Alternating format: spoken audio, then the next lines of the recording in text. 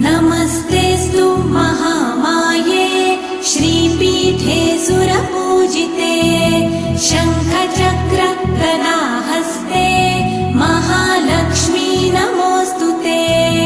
नमस्ते गरुडारूढे कोलासुरभयङ्करी